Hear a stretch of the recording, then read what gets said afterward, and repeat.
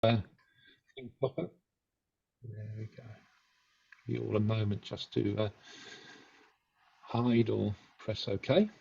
Can I just do a microphone check, Stuart? Can you hear me okay? Can you? I can't hear you, Paul. Yes, I can hear you loud and clear. That's perfect. So it's all working okay. Okay, great. Thanks. Brilliant. Thank you. So, yeah, good evening, everybody. This is RPS East Midlands, and we've done a series of talks about photo books. And tonight we're going to repeat some of that. We're going to talk about what a photo book is, but we're also going to hear from Paul. And Paul put his book in for an associate with the RPS and gained that associate quite easily, I think. Absolutely marvellous book. And we're going to go through that in great detail to work out how Paul actually put it together. Paul, do you want to just tell us about yourself, just briefly, your interest in photography and how long have you been doing photography for? Sure. So I have always dabbled with photography, kind of travel, holidays, that sort of thing. Nothing, you know, particular. And then a couple of years ago, I joined the RPS, trying to really improve my photography skills and become much more effective and communicative with the camera. Fantastic, lovely, thank you. Just if we haven't met before, my interest in photo books goes back to when I was a press photographer back in the 80s. So right from the very early days, my work was published. So publishing work is something that's really close to my heart. I went digital in 2000, and at that time I was also photographing weddings, and suddenly instead of just taking 4 or 5 rolls of 12 exposures on a wedding, I was taking 200 or 300 photographs on a wedding. So how do you put those in an album? And that's when I started using photo books. But whether an album of photographs is a photo book is something we'll be discussing tonight. So I'm going to start sharing my screen. So Paul, you should see the opening screen in a minute. Is that what you're seeing? Can you just confirm that, Paul? Yes, yes. Brilliant. Okay. So what makes a great photo book? My apologies, by the way, I've got a second monitor just to my right. So I will be looking away from the screen at times. If you've got any burning questions during the actual talk, feel welcome to unmute and ask them. Or if you can wait until the end, we can have a really good discussion at the end of the presentation. So what you've got there is on the left-hand side of the screen at the bottom is you've got a series of books which I've made with members of the RPS, a lot of them, collaborative photo books, and they've all got a narrative and they're all sequenced, and they really do tell you something about the story that we're all telling. And then on the right-hand side, you've got Paul's associate book, and you've got his different versions of it, which we'll be discussing during the evening. And I think you made quite a lot of changes during that time, Paul, I would say. Is that fair? Yeah, I think so. I think it was a question of education and refinement and continually trying to improve it, really, until we got to the end product. Brilliant, thank you. But what I want to talk about before we really delve into Paul's book is the photo book community. Because the photo book community is massive. It's more than just putting photographs into a book and saying this is a photo book. People tell stories through their books. So this is kind of like a family album, which is taking it to the extreme. And it would be of great interest to members of that family or the school or whatever. But to other people, they're going to enjoy looking at it, but it's not really going to be of great interest to them because they haven't got a connection. So this is the first thing to really take on board, that there are certain things that people normally expect in a photo book rather than just a collection of images. And some of those elements are here. So the first thing that people really look for in a photo book is good photography. has the photography been created well, and does it work with the concept? And when we start talking to Paul, you'll discover that the photography was something that he worked on really hard for quite a while before he started putting the book together. Ignore those two pictures on the right hand side because they're from the previous talk. There's a strong concept and narrative and sequence. Is the concept clear? What is the author of the photo book trying to tell the reader? What are you trying to tell the reader? Is it easy to understand? And is there a clear narrative? Does it come over? If you imagine, one of the things that I often talk about is if you imagine text-based books, a dictionary is just a collection of words. It's like an album. But when you start to put those words together into a novel, they start to flow and they're telling a story. Just going to check, somebody just asked a question. PDF files. You will be able to see the recording, John, afterwards, yeah, if that helps. So the narrative is important, the sequence.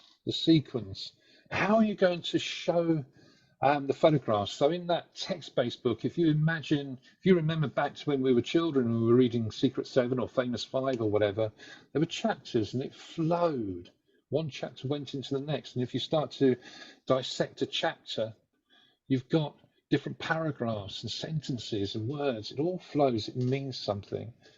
The words and text in your book are really important. They're there to support your photographs. And we'll talk about this in more detail. And how are you designing it? What are you going to design it with? And one of the things that you'll hear Paul refer to, and one of the things that I promote, is I think it's well worth considering using some form of desktop publishing, such as Affinity Publisher.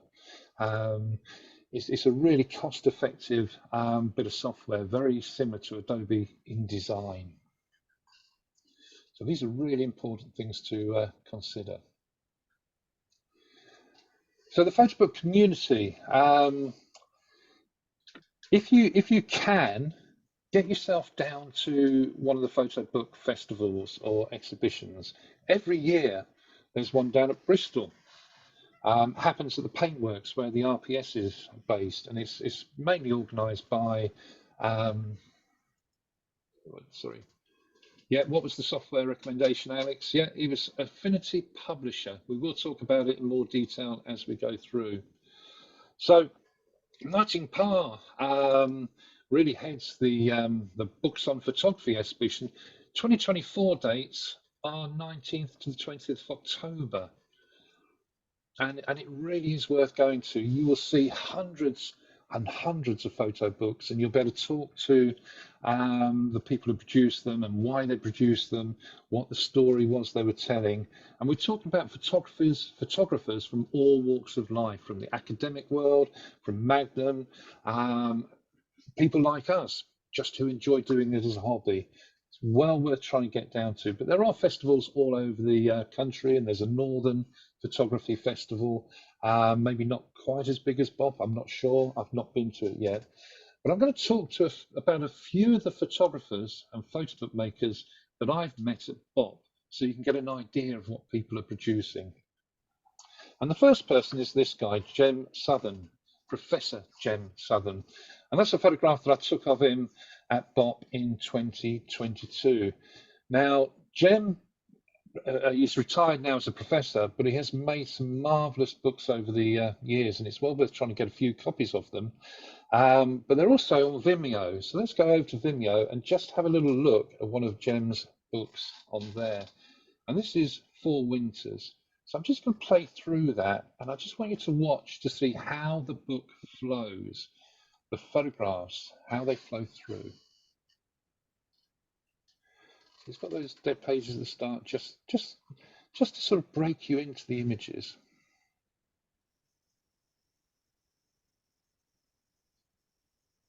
Can you see it's got a definite style there? These images flow smoothly, but when you're looking at them, you can tell that these images were taken by one photographer. And you can see he's got a few white space. I don't tend to use a lot of white pages, but a lot of photographers do, and certainly the Americans do.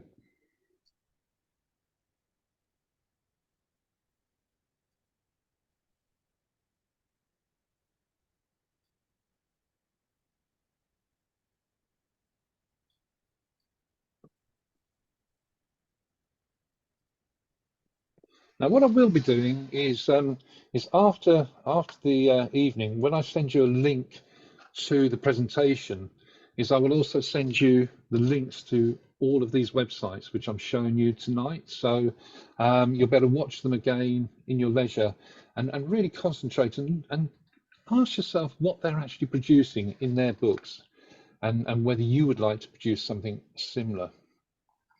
This guy, for example, Mike Goldwater, produced this marvelous little book of his historic pictures, the London Underground in 1970 to 1980.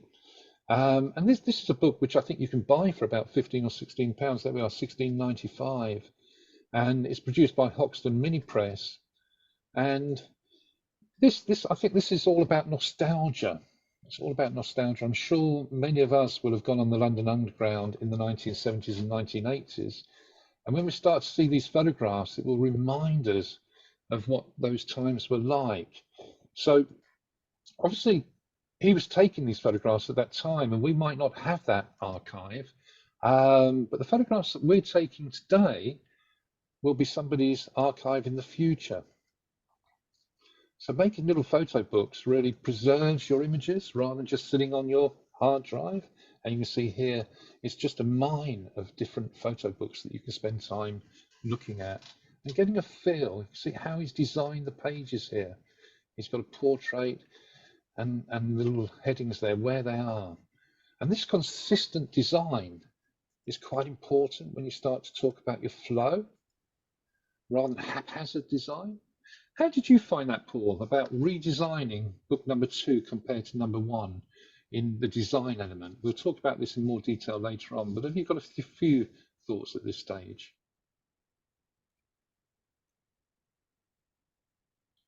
We've lost your audio for some reason, Paul.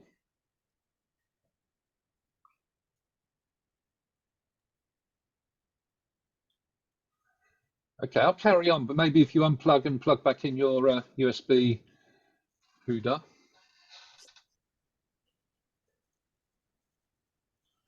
Let me carry on.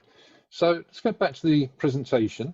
So little books like this, I mean, once you start to make photo books, you tend to end up building up a little library of photo books because you can get great inspiration from them. And these guys here, Daniel Meadows and Mark Power, again, these guys go to, well, Daniel Meadows was actually, I think he was in Wales this time when Bob was on, but he goes to Bob every year. And of course, he was at Manchester Poly with Martin Parr, so they're good mates. But I want to have a look at Mark Power's The Shipping Forecast, because this is a very, very famous photo book, reprinted many, many times. So again, let's just flip through that.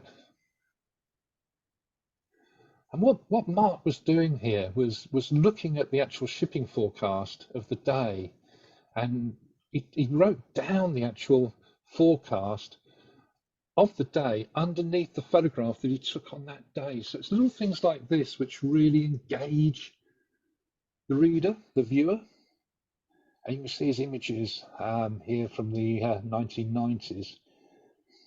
Let me just pause it on one of the pages so I can show you what I mean. There we go. So Dover on Friday the 6th of August 1993, and the shipping forecast that day: northwesterly 5, becoming variable 3, fast, good.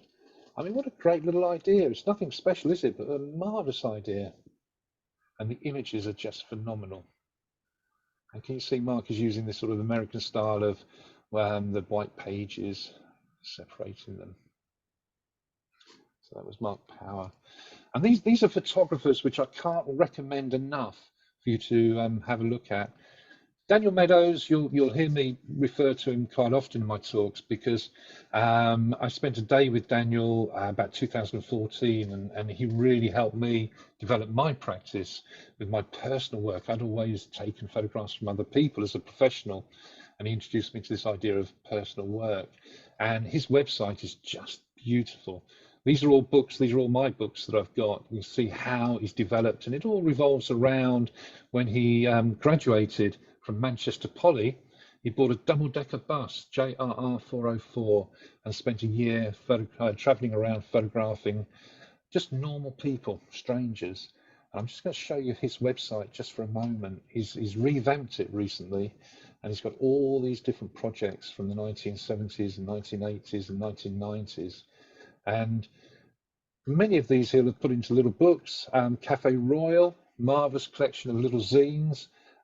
These are from his photographs on the bus. Let's go on to the portrait. So these are just normal people that he just photographed in the street and then put into this book. He then revisited the people. He put an advert in the Daily Express 25 years later and went back and rephotographed many of them, which is what this book is there, Now and Then. So again, Daniel Meadows is well worth looking at his work and how he goes about creating projects to then put into his photo books, because a really successful photo book is really a great project rather than just a set of random images. And this is just a beautiful book, absolutely stunning. This is a RPS member, David Fletcher. We saw him at BOC 21, BOC 22. He was doing a degree and then an MA. I was hoping he would get along tonight, but unfortunately he couldn't. But I just want to show you this streams of consciousness. If you look at this right-hand book here, what he's actually done is he's taken the pages with the photographs on, and then he's put a tissue sheet in between and put some text on. So when the actual tissue lays onto the photograph, you can see the photograph through the tissue, which is an absolutely marvelous idea. Let's just go to his website there and have a look at the book. Just for a moment, we'll flip through it and you'll get a better idea. I'm not going to play through all of it because it's almost 3 minutes, but I just want to give you an idea of it. So just watch the tissue pull back now.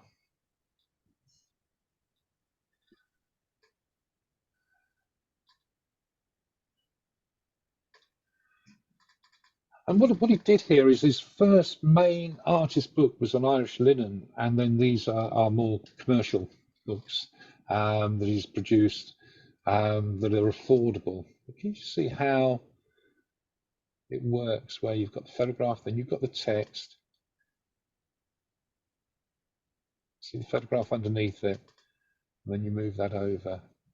So as I say, I will be sending you the links to all these so that you can spend a bit more time at your leisure just reviewing these books and just getting ideas for producing ideas. He's talking about the borders, by the way, in Ireland. There is a sort of political undertone to his books, but they are beautiful books in their own right, absolutely stunning. So Tom, I think Tom, you're online, aren't you? So can you unmute Tom Walton, just for a moment? You see Tom here? Yes, Tom I'm here. went down. Ah, brilliant. So Tom sent me a copy of his Boniform at the Benefice. Benefice, have I said that right, Tom? Benefice, I think. Benefice. And it's a beautiful little book. Basically, well, tell us a little bit about it, Tom. It came out after lockdown. I was doing a project photographing all the churches on the A614 between the M62 and Bridlington, and after lockdown, the churches which would normally have been open were still locked, and I had to contact each church to gain access, and it was invariably the church warden who came out to unlock the church for me.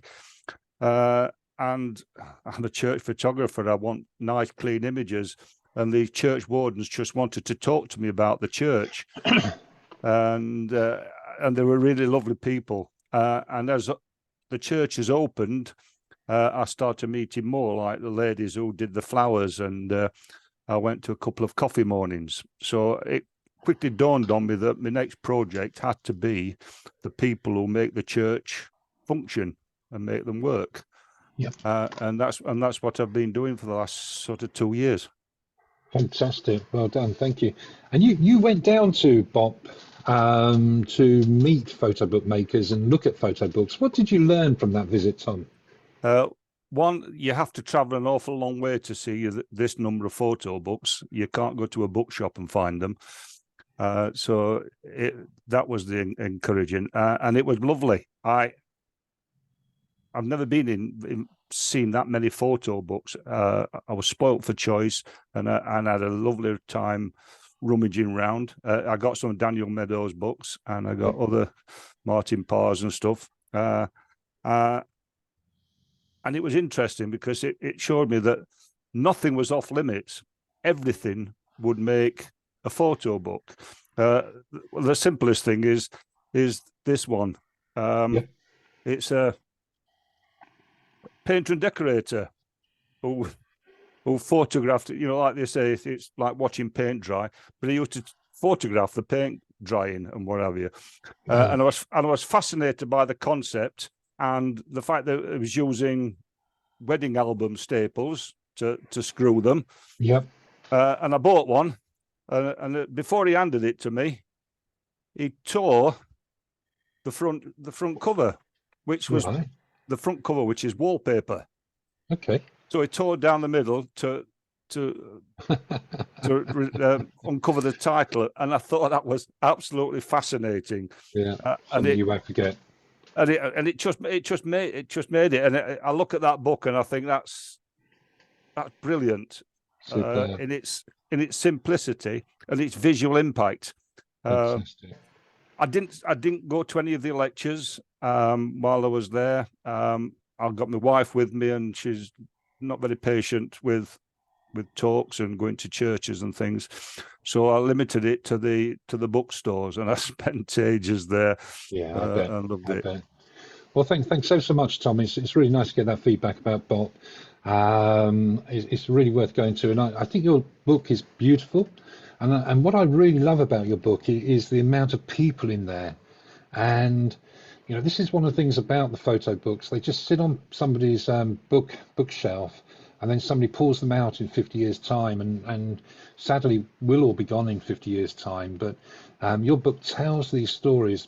My daughter is 17. She and her boyfriend, who's 17, they go bell ringing, and they loved reading about the tower team here and all the different characters. So it's that sort of engagement, and this is one of the really important things about photo books, how it connects people. Daniel Meadows talks about the camera as a passport into other worlds and communities, and that's what you're finding here. Your camera is gaining you access into these churches to take these photographs. Well, I did a dummy, the first dummy in January of this year, and I took it. It served to me to show that yes, it was a book, and it showed me where the gaps were. And I took it to the church warden over in Flamborough Head, and she was quite impressed. Because I wasn't just a bloke who'd wandered in with a camera and I was taking photographs of everybody, but there, looking at this dummy book, she could see that there was a book there and it was going somewhere. So it had a great effect. That brilliant. That's a really good point, actually. Yeah, it's almost like a calling card, isn't it, to show your credibility, who you are. So thank you for making that point, Tom. That's brilliant. Thank you for that contribution, Tom. That was great. Thank you very much. Superb. And thank you for sending the book in. Lovely. So David Hearn was also a BOP. And David Hearn produced this book, Living in Wales. And I went down to Cardiff. I forget when it was. It was before lockdown. Yeah, it must have been before lockdown. And Rhys Jones had the South Wales RO. Unfortunately, Rhys has passed away now, but he hosted this talk by David Hearn, and David Hearn was talking about his book Living in Wales there. And I produced a little photo book from that talk, and here I am in 2022, I think, giving David a copy of it, and he absolutely adored that little book there. Ordered a load of them to give out to his mates. But in this top right hand corner, this is something that I want to talk to you about, because when you're going onto a project, the photo book starts with the photography, And if you've got a big project like living in Wales, you've got to stay on track. And this image here, which is one of his images that he projected, I've got in a bigger form on the next slide, and I'm going to share that with you because it shows how David Hearn stays on track when he's in the project. So this book here is about Wales, and we've all probably done these little spidergrams, and this is what he does at the start of the project. And I know you project managed your work very well, Paul, so you might well have had something similar to this. But what David is doing here is he's dividing the different elements of his book into the spidergrams, so that when he's in the actual flow of creating the work, he can refer back to it. Because what he wants to do eventually, and it's a stunning book, Living in Wales, if you can ever get a copy of it, it's beautiful. It's got different chapters on all the different elements of what it's like living in Wales. So when you're starting to think about a photo book, try and think before you start taking the photographs. You might have photographs that you want to put into a book, that's fine, but if it's a new project, plan it. Think about what chapters you might have in your book at the end. Start planning the photography at the beginning. So here he's looking at Wales and he's saying, well, what constitutes Wales? And of course, rugby here is a big thing in Wales. Well, he could separate that off again into a whole series of different photographs. What constitutes a rugby pitch?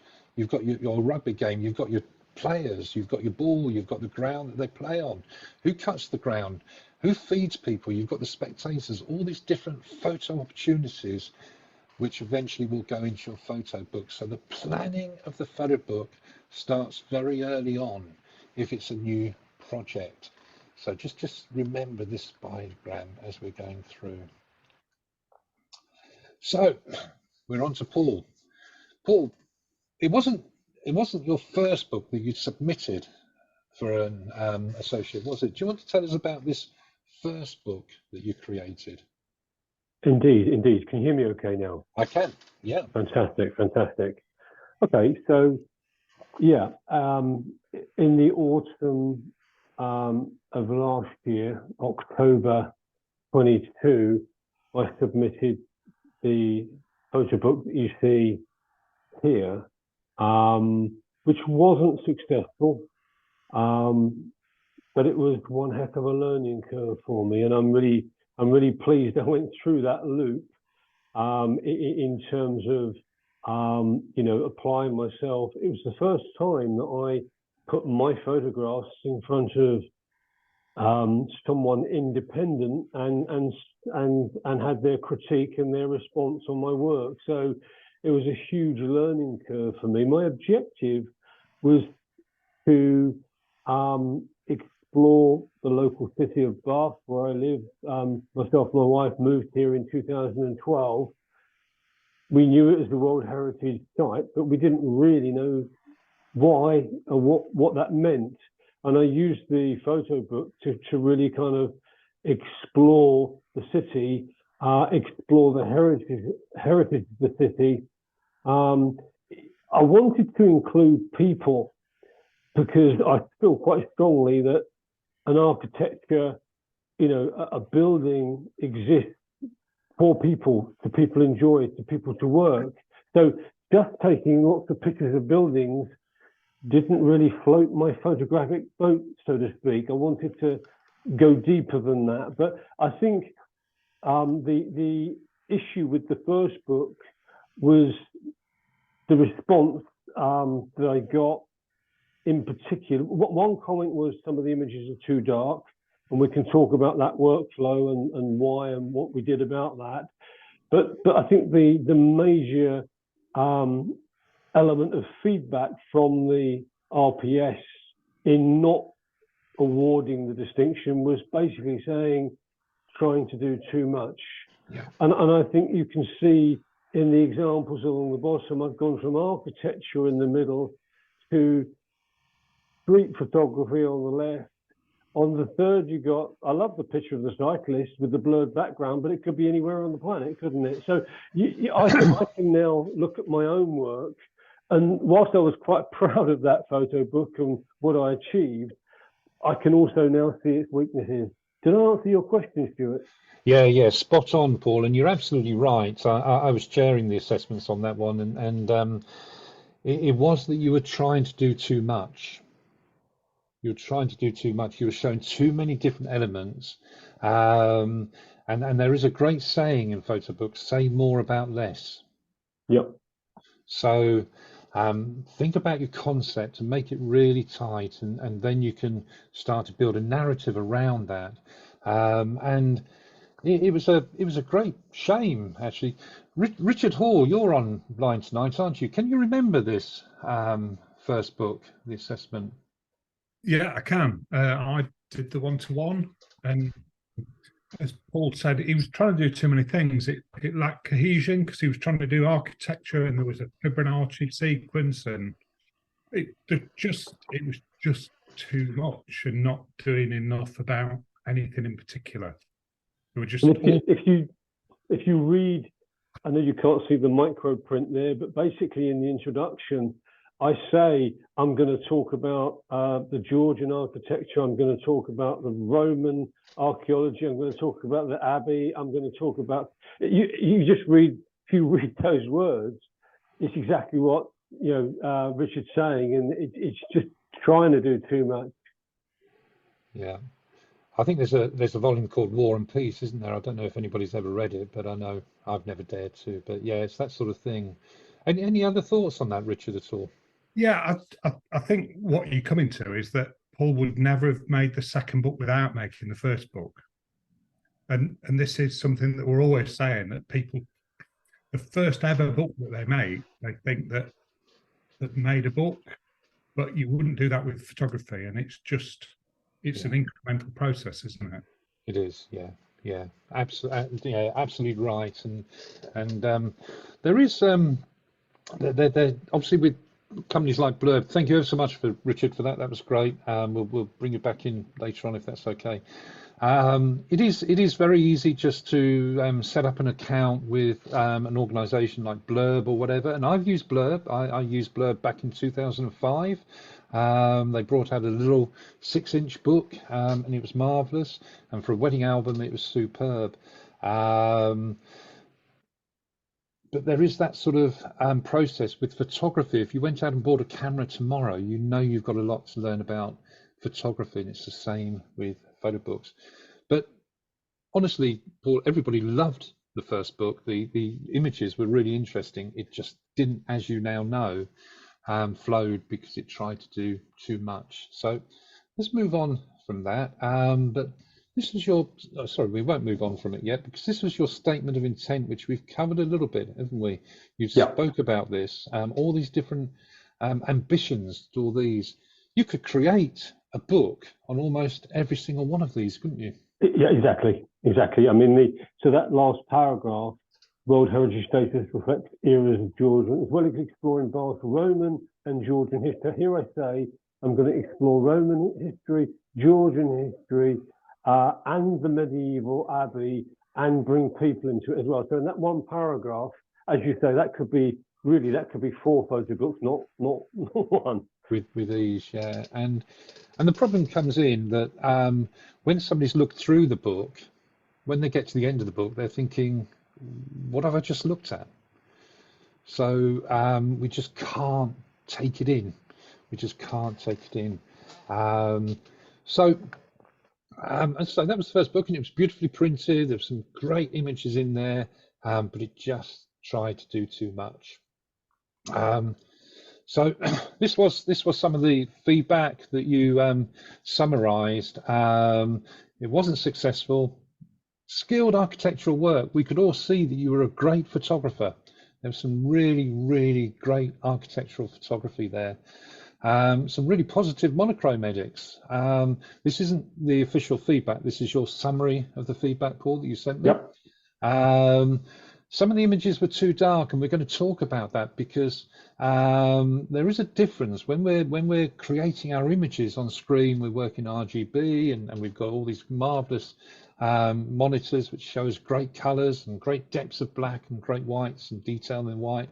But then when it goes off to the printers, they print in CMYK, and a lot of that sort of beauty of the work disappears. So you have to correct it on screen, and that's what happens when you get used to your printer. But you felt it was a really important learning experience. It was your first time in photographs, having your project critiqued, which you've said, and also in delivering a project and working to deadlines. And that was something that, as we worked through the mentoring, you found really useful. I remember with you, you would set the next meeting to give yourself a deadline. And I'm very deadline based. And it gave you a better understanding of what's important, kept your brief tighter, you kept focused, and you didn't lose sight of the ARPS criteria. And we'll have a look at that criteria in a moment. Now, the associate criteria, it's nothing special. It's not unique to the RPS. It is a good criteria for making any photo book.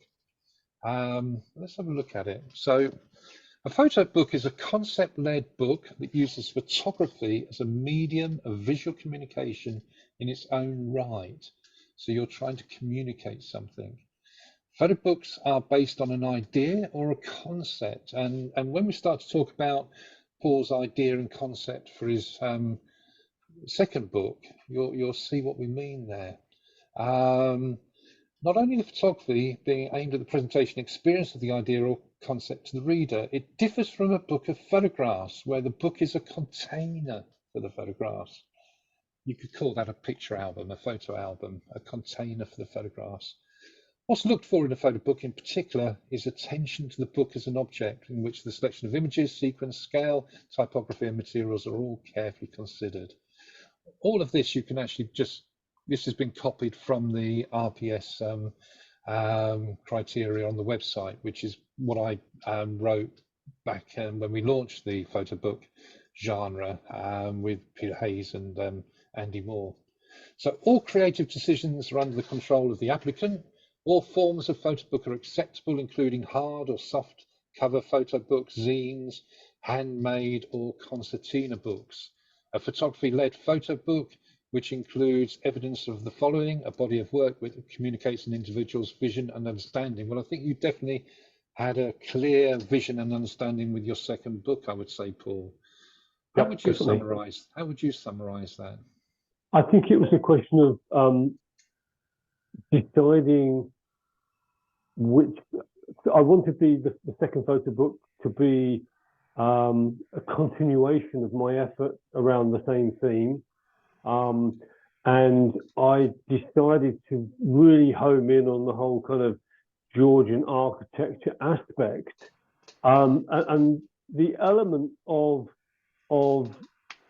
trying to include the people was something I looked at very carefully, and I think part of that was trying to decide how best to include people, and I think this theory and idea of transient people, that you have semi-permanent architecture that's with us for many centuries, but the people come and go. People are transient, and I really enjoyed taking that theme and applying it across the narrative of the photo book. So for once, sorry if that's a bit waffly, but it allowed me to kind of consider a theme that would then run through the rhythm of the photo book, whereas PB1 really just had very distinct sections that didn't join up. Yeah. So I remember we had long conversations about this, didn't we? What are you trying to say, Paul? What is the story here? What are the people doing there? And these ideas just evolve from conversations. So if you haven't got anybody to talk to yourself, but there will be somebody you can discuss your ideas with, and suddenly it will click. And I think that's what happened with you, wasn't it, Paul? It suddenly clicked, and you then went off, and we'll talk about it in a moment, how you developed your photographic style. So an appropriate and high level of understanding of craft and artistic presentation. With the RPS, you need a statement of intent which defines the purpose of the work, identifying its aims and objectives. And it needs to be a cohesive body of work that depicts and communicates those aims and objectives set out in the statement of intent. So that is the associate criteria. So if you are here tonight thinking, well, I want to do a book for a photographic distinction at the RPS, this criteria is what you need for the associate, and the fellowship is on the website as well. So we're coming on to the second book now, and this is where you started to really think deep about it, and the conversations that we had during that mentoring sort of pulled these ideas into some sort of form for you to work to. So enduring structures and transient lives. What you've explained that sort of briefly, Paul. Is there anything you'd like to add to that at all? Just say that question again, Stuart. I missed that. Sorry. This enduring structures and transient lives. Yeah. How did that idea evolve? Well, so I went back to PB1, Photobook 1, and I thought about the images in there, and I thought about, well, what really works? What could I start to really focus on and concentrate on? And there was one picture that I took. There weren't many pictures that I took from the first book to the second, probably about 3 or 4. One of them I started from was a picture of the Abbey, and I took it with long exposure. And the people blurred intentionally in front of the Abbey. And I was trying to capture a sense of the busy tourist human traffic through that particular area. And I really began to sort of home in on that concept. So you've got the backdrop of the architecture, and you've got this fluidity of changing human traffic, which over the time, the people, the generations come and go. And I began to sort of home in on that one as a specific area that could influence my style, and also around, pretty much really looking at the kind of Georgian architecture as the backdrop. So one thing about Bath, it's World Heritage status city. The street plan from the Georgian time is pretty much intact today. So you wander around the city and you can get a real sense of that history. And when you stand back and watch the people, you get a real sense of the transient nature of the people flowing through the city from day to day. The faces change, and from generation to generation, the people change, but the buildings don't. And I really kind of used that and developed that to become a core theme within the book. There was one particular image I took where I was really experimenting in Stall Street by the Roman Bars exit. And I took a number of pictures and handheld. So I then layered them together. And it was in its initial form, it was a bit rough and ready. But when you looked at it, we had a one-to-one, and I really kind of felt there was a turning point where you said, "You got something here. This is fresh. This is interesting," and that kind of really propelled me forward. Fabulous, yeah. And I think that's how it evolves, doesn't it? So excellent. One question that I think everybody should ask themselves is, why a photo book? And you had a clear idea about that, didn't you? And these are some of your notes that you've put down here. So the associate was simply a target, wasn't it? It was just something that motivated you to create this project. But why a photo book, Paul? In my notes there, I looked at panels that people had constructed and submitted to the RPS, and I just thought, what a shame. You put so much effort into taking the pictures and arranging the pictures, and then after the assessment, you pack them all away in a box. Yeah.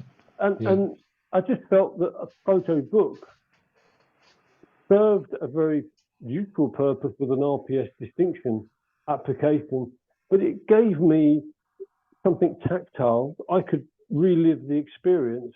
I could pick it up like any other photo book. I could pick it up and relive that experience. If someone said to me, "Oh, what was that project?" I can get the book out and we can talk. It's a tactile, repeatable, relivable experience, and I find it fascinating, rather than something more temporary that exists for the purpose of that assessment, and then unless you recreate the panel somewhere, they become individual pictures again, don't they? Really. They do. I mean, my own associate was the stonemason, and I've got the original set of prints under cardboard mount somewhere. But then I held an exhibition of it, and I reprinted them all 30 by 20 and 20 inches by 16, and they're all piled in the in the mezzanine floor in my studio. But I held workshops at the exhibition, and then I created a photo book, the whole thing.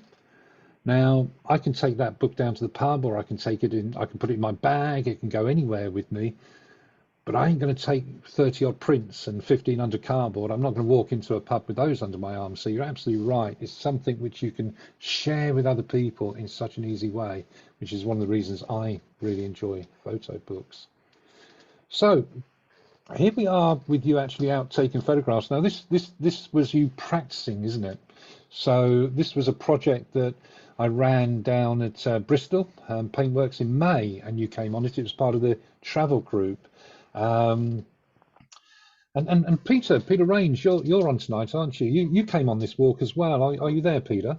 I am, Stewart. Yeah. Ah, fabulous. And do you mind saying a few words about it? Because I know you chatted to Paul, and one of the great things about these projects, these collaborative projects that I run, is that you can see how different people are photographing the same thing. What did you pick up from Paul on that event, Peter? I was curious as what Paul was trying to achieve, to be honest. And until I saw some of his work later, I understood fully what he was achieving, and successfully so. What I got out of these ginkgo walks and writing haiku poetry afterwards was that you may have 7 or 8 people on a walk, and everybody sees something totally different. So, but Paul embarked on this venture that particular day with a purpose in mind. So, whereas I was trying to capture different things and look at different things for my photography on the day, Paul set about with his camera, as you can see in the top right image, low down on the tripod, using the app on his phone to control the camera. That way it looks incongruous and no one really knows that they're photographing people against the said backdrop that is chosen. So I learned a lot from what Paul was trying to achieve on that day, and the results, as you can see in the bottom picture there, are stunning, and there's lots of good examples of that in the book. So top marks to you, Paul, for identifying a particular style for your book and achieving success, and congratulations. Very kind of you, Peter. Thank you. Thank you, Peter. That was a great contribution. Thank you. Do you want to tell us what you're actually doing there, Paul, with that picture on the little gorilla tripod? Yeah, indeed. So I saw the angle that I wanted to explore, and the lines. I like the way the lines flow through the image. So I set the tripod up with the camera, and I took a base clean image in that example. So effectively, that's my stage. So I've captured a nice clean image, and then I wait for something interesting to happen. What's obviously useful with the bridge is that all the people are squeezed into that channel. Yeah. So there's plenty of subjects, if you like, actors that are going to walk across my stage, cycle across my stage. So I just wait for people to basically enter the frame. I tend to take a number of shots on a slow shutter repeat. So then I've got options. So I can see the people moving through the frame, and I might have 10, 20 images of the clean image and different people in different positions. And then I can start to compose the final image by deciding which subjects in which positions I will then overlay, and I'll start using masking and opacity controls within Photoshop to to semi-expose those people. So you've got different layers, and you know, you've Correct. got this base image of the bridge here, which is 100% opacity, and then you've got these people walking across. Were they walking at the same time, or were they two different? No, different people, different times. Yeah. So we've got maybe three images there. At Correct. least. I like the fact as well. It's bringing time as a dynamic into the shot, which when you think about the transience of humans and time, bringing time as a dynamic into the shot, I think it explores the whole concept of transience in an interesting way. Fantastic. So these images weren't for the book. This was just you practicing, developing your photographic style and technique and approach. And I think you probably spent about 3 or 4 months over that, didn't you? Maybe once we got this idea, you then went off and created the photographic technique. I remember one of our conversations, and you said to me, Paul, you can use a camera. These are nice pictures, but I don't see your style. You know, very politely. Stewart doesn't express himself as I would, more candidly. But so Stewart set in a one-to-one set an objective for me to really think about my style and to really kind of home in on that. I put 3 names in my notes there: Thomas Van Oost, Alexei Tilentenko, Martin Romers. At the time, I found delving into their work and looking at their images, there was a really strong sense of style in their work and what they were doing. And they were really exploring the kind of urban metropolis, the combination of people and buildings. And they were, Thomas Van Oost very much uses multiple exposures. Alexei and Martin very much focus on long exposures, but I didn't necessarily seek to copy any one of them other than to take inspiration from what they do. And as you say, Stewart, then kind of really kind of set about my own establishment of style. And as you say, that probably took, I would say, 1 month kicking ideas around and a good 10 weeks of practicing to say, yeah, I think I've got something here. So at that point, the photo book stalled because I was just going off on a learning curve with the camera, on a learning curve with the software to come up with a product that would work. One thing I would say is that kind of if you're masking, selecting, the devil's in the detail, you know, you really need to kind of zoom right in, almost to pixel level sometimes, to get those selections really neat and really tidy. And then things overlay really, really, really well. As with all things in life, if you just do a quick selection, overlay a few layers, change a few opacity controls, conceptually it will be useful, but it won't look very nice because you need to put the time in for the accuracy of the work to create something that looks real. Yes, and your images really, really do. So that is fantastic. And of course, those 2 images are a pair because there's me in the distance taking that photograph of you, taking the photograph of me. So those work as a pair. But no, that's fantastic. So the point that we're making here is don't rush into the photo book. Get your photography really sorted out well before you start to think about everything else. So that is fantastic, Paul. Thank you for that. You also created this, which I think is fantastic, and you sent this to me, didn't you? And this is basically an engineer's sort of design plan, isn't it, Will? You've created one, and this is really worth considering. So you've created your brief, you've taken your photographs, you've established your style. They work cohesively. Review them, sequence them, establish rhythm, consider both photography and words. And what you're doing here is then going back to the beginning and you're rethinking it again.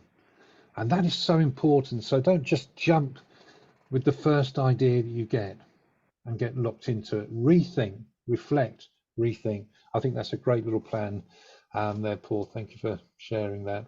No problem. So we're now into the actual images in the book. And you can see there's a great similarity in the style to the one that you created on that golden bridge. Do you want to just tell us a little bit about these images here, Paul? Absolutely. You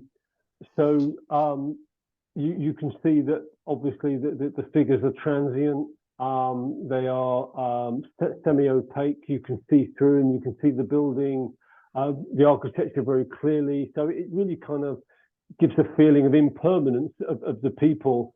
I was looking to kind of explore what Bath is about. You've got this fantastic architecture, but really the Georgian aspiration was a very social aspiration in designing Bath. And you can see from these pictures, I hope that it's a very leisure-driven place. Tourism is very high. It's a place where people come to enjoy, sit and chat, ride bikes, run along the river. It kind of sums up the spirit of the place, really. Yeah. So that's kind of what I wanted to kind of explore. The top right picture is of it's now an artisan bookshop. Right. It's very, very worthwhile checking out if you're in the city. I was exploring at the time the architectural influence of a chap called Palladio, who's a Renaissance architect from Italy that inspired the Georgian architects, and the architectural components, the cornices, the classic column types, the deep symmetry within the design. I was very much looking to pick a number of buildings that showed that strong influence from an architect that lived in the 1500s in Italy, as well as exploring the transience of people in the photograph as well. In the sequencing, we established a rhythm where we kind of show some straight architectural shots and then bring the transient figures in as kind of a rhythm in terms of showing. What I didn't want to do is use this great technique and plaster it across the whole book, because I felt it would kind of spoil the effect. So I think there was an interesting point there in that all these pictures are with transient figures, but in the rhythm of the book, it's very much a balance to different buildings and then bringing the transient figures into the frame. Yeah, no, that's brilliant. You made the comment about the technique, and we did look at that at one point, didn't we? Because at one point the book was just looking like a book of a technique, if that makes sense. Yep.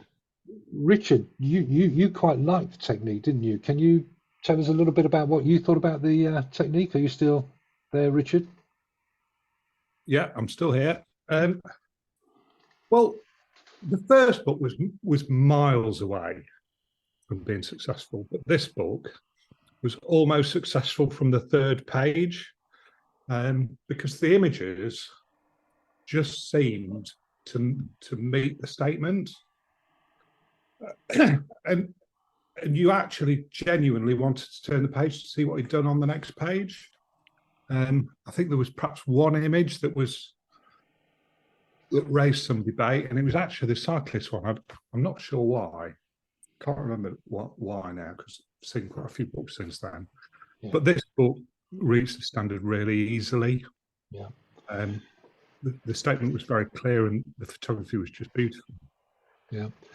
What did you think of the technique, Richard? Because I think we were afterwards we were looking at the book, and you said, yeah. I remember looking at the technique, and at first I thought, how's he done it? And yeah, well, I mean that is the point. And I was listening to Paul earlier talking about how he'd done it, and I'm not a Photoshop person.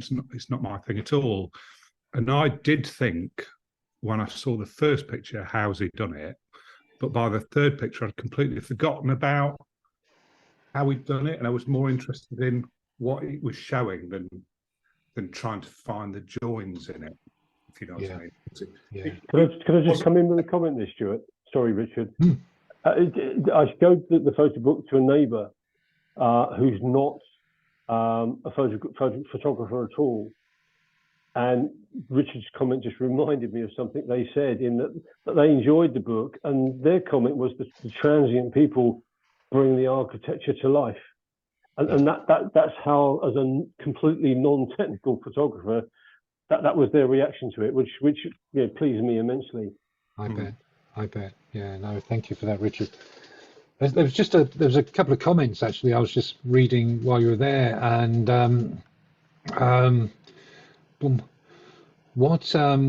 somebody mentioned the bikes. Well, this all fits into the world of transience really, because at the moment we're all being pushed into using bikes.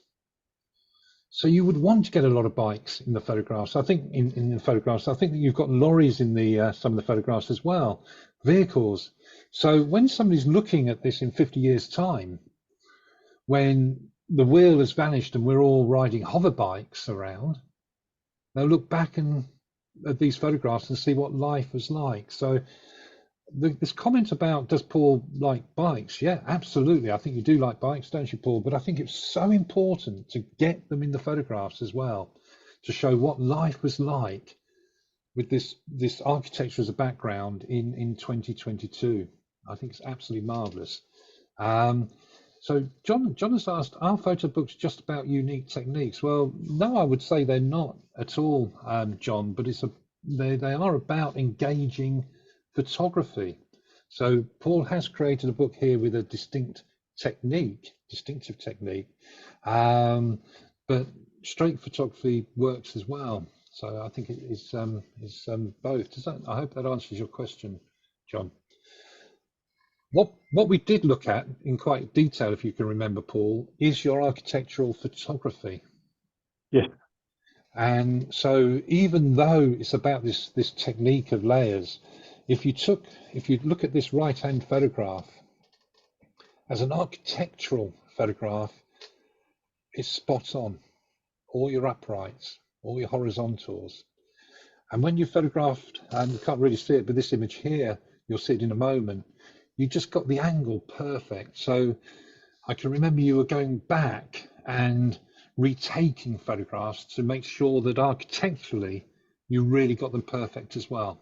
Yeah, exactly. And also, the light was, and the time of day, the position of the sun in the sky were big factors. A number of times I like to start the day with some photographs in mind, and then I kind of go with the flow and whatever inspires me. But a number of times I was really thinking, I know exactly when I'm going to get that picture, and I turn up and it's wrong, or I try and take the picture and it just doesn't work. So I think most locations, to get the nice feel with the nice light, the shade, nice contrast, nice textures. Most locations I went to at least 3 times, searching for the right conditions to capture the image. Yeah, perfect. So on here, there's just a little mention there about your photography. Your book is going to be printed at 300 ppi. So when you're creating your images, you want to export them at 300 ppi. And what I always recommend is that people start to think about the size of the book and just export your images where the longest edge is slightly bigger than the longest page size, but at 300 ppi. And ppi is the same as dpi. So ppi is pixels per inch and dpi is dots per inch. So just a little bit on technique there, on technical. Sequencing, well, these 2 images have got nothing to do with Paul's project here. This was just a workshop that Richard and I did last year for members of the RPS. Sequencing is so important, and people work in different ways. I personally work digitally, so I use either Lightroom, and with Lightroom, if you create are they called catalogs or folders, you can then move the images around. So and PowerPoint is also great because you can just create a slideshow in PowerPoint, then open them all up and move the images around. But lots of people like little prints as well, and they move them around on the table. This is probably a more established way of creating a sequence. How did you create yours, Paul? What method did you use? Yes, Lightroom was very useful. I found Bridge quite useful as well, because as I selected different pictures from different days, I output some simple JPEGs into a folder, and then I could use Bridge to go in and just completely resequence them. And if you zoom in to the right level, you can easily show left and right image and kind of simulate a book feel of going through the spread, pairs of images. So I found Bridge quite useful, actually. And if I changed my mind, took things out, put things in, it was very, very dynamic. I could quickly change things around. And if I output, basically it's very, very simple. I could do it on the laptop if I was in a coffee shop somewhere. So it's just, you could do it easily whenever you wanted to, basically. Yeah. So how many pages and photographs have you got in the book, roughly, Paul? So the number of images in the second photo book is 33, and I think the count of pages, including the cover, is 52. Yeah, brilliant. Thank you. Ralph asked that question earlier. And so the sequencing, how did you go about sort of putting the photographs in an order? I think the core really to the sequencing was to think about the narrative and to think about what the photo book was trying to describe. And the story was clearly architecture is a key within the book. So I spoke about some words about Palladio and his influence. I showed a number of images that flowed from that. Used words to provide a bit of glue and a bit of context. So one of the key architects was John Wood Sr. I then had a paragraph about him, and then showed his early work, and then his kind of masterpiece is the circus. So I flowed from Queen Square, which is his early work, into the circus, which is his kind of masterpiece. He died, his son took over, and then his son went on to develop various other notable sites within Bath, and I flowed through his work. So there's kind of a historical chronological storyline developing in there. And as I go to each section, then I develop that rhythm where we show some architecture and then we do some transient work as well. And that kind of repeated. So we show a location, establish the rhythm. Next section chronologically, it flows with history, it flows with the key people involved, and the rhythm establishes again, and the pictures are around that rhythm. So the rhythm repeated on a sort of section by section basis, really. And that core architectural flow, chronological, historical flow, is a large part of the book. And then I kind of went on to some social aspects at the end of the book, and some sort of kind of my aspirations of property development that kind of provide a bit of a personal touch, I hope, to the end of the book as well. Yeah, perfect. Thank you. Yeah, so these, if we look on the left-hand side here, these texts, which we'll see in a bit more detail soon, I can remember you moved all the text around so that almost they could flow like an essay. So if you extracted the bits of text, you could just put them in an essay form. So they just flowed quite easily, which worked absolutely brilliantly. So, in fact, here's some of that text against the photograph. Here's the Queen Square. I've put these in because text is really important in a photo book, but it is there to support the images. So often a creator will lower the opacity. You'll see in a moment when we talk about CMYK that CMYK isn't a great producer of black. So it's often worth using something called rich black, and if you just put into Google, basically you create the rich black at different percentages, but then lower the opacity. Sometimes a book, if the text is too black, if it's really bold black and if it's big, that's what you see, whereas you should be seeing the photographs. So that's a general accepted practice, just to try to subdue the intensity of the text, make it readable. You don't want to make it so that people can't read the darn thing and they have to get a magnifying glass out to read it, but just subdue it down. And fonts don't get overboard with fonts. A couple of fonts maybe one for your titles, one for your text. But if you've got a book with 10 different fonts in, it's just going to look gimmicky. So really think carefully about your typography. The printers. Now, this is a big thing for people. Where are you going to get it printed? Well, I'm a great fan of digital printing, and you started off with the houses where you can upload on the software. But I think when I suggested digital printing to you, it was a bit of a game changer for you, Paul. Why was that? Very much so. Coupled with the move to the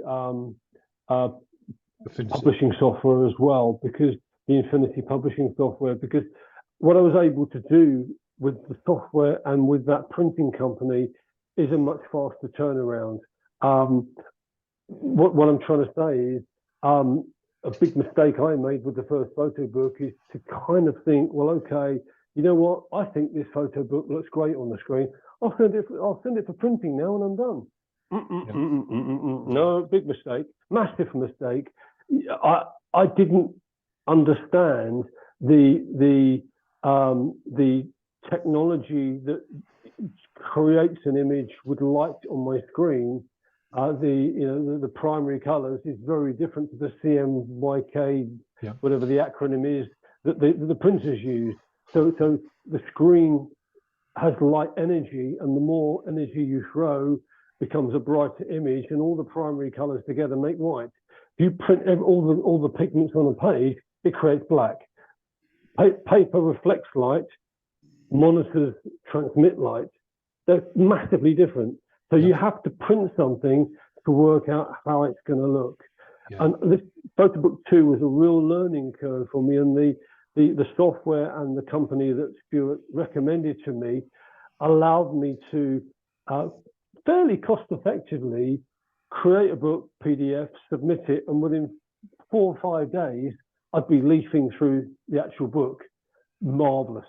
Yeah. The companies I was using for PB1, the first photo book, were taking about 3.5 weeks to print the photo book and return it to me, which in a cycle of work, I needed to see fairly quickly, was my work successful?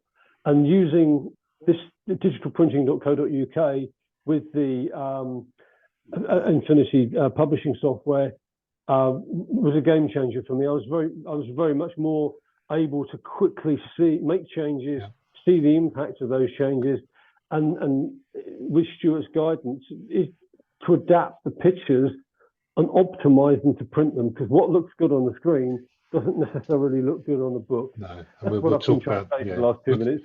We'll talk about that in a little bit more detail in a moment. So these are 3 different versions, Paul, aren't they? So you can see the title changed as well. So suddenly when you see it on the actual page, maybe it wasn't quite as you initially thought. So, and as Paul is saying, let's just have a very quick look at the digital printing website. So this is their website, and what you were using was the Perfect Bound books. And you can just get yourself a quote on what you want to go for. They're not fantastically competitive. If you want to go for one-off books, you normally want to be ordering 3 or 4. But if we look at something like, did you say 52 pages? And if we're looking at 3, you can see if I ordered this, wow, they're going to be dispatching it on Friday to me. And if I want to pay for next day delivery, there is a Saturday delivery, but I'd have it on Monday. So if I sent that book off by up to 12 noon tomorrow, they're going to be dispatching it the following day, which is just phenomenal.